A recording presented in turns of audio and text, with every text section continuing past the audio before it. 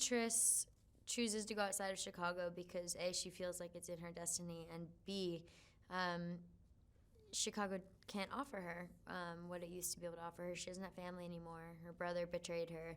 She has four, but politically and socially and economically, the entire system is breaking down. It's a completely different organism. It has its own political leaders. It's a full-blown running society. And I think when Triss and Four enter, they're a little bit hesitant of it, and yet also very keen on the luxuries that come with a world that's not war-torn, and come with a world that's functioning and has access to things that they didn't have access to in Chicago.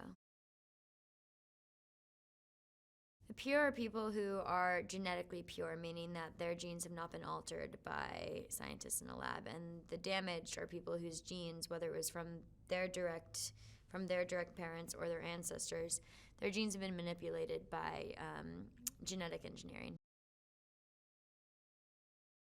This movie is interesting because Triss and Four both go their own directions, and they're very much sort of out of contact and out of communication with one another. Triss is up in the bureau with David, and Four is on the floor in the fringe with the military of the bureau.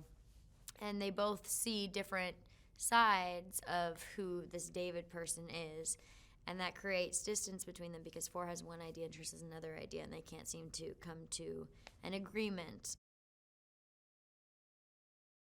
The new cast, it was really exciting. I had a lot of scenes with Bill Skarsgård, who's incredibly talented, and he has sort of this really great old soul classic way about him for being so young. And Nadia Hilker, who's very mysterious and beautiful and incredibly talented as well. And then Andy Bean, who plays Ramit, who's sort of, you can't quite tell any of these new characters whether they're good or guys or bad guys, whether they're antagonists or protagonists.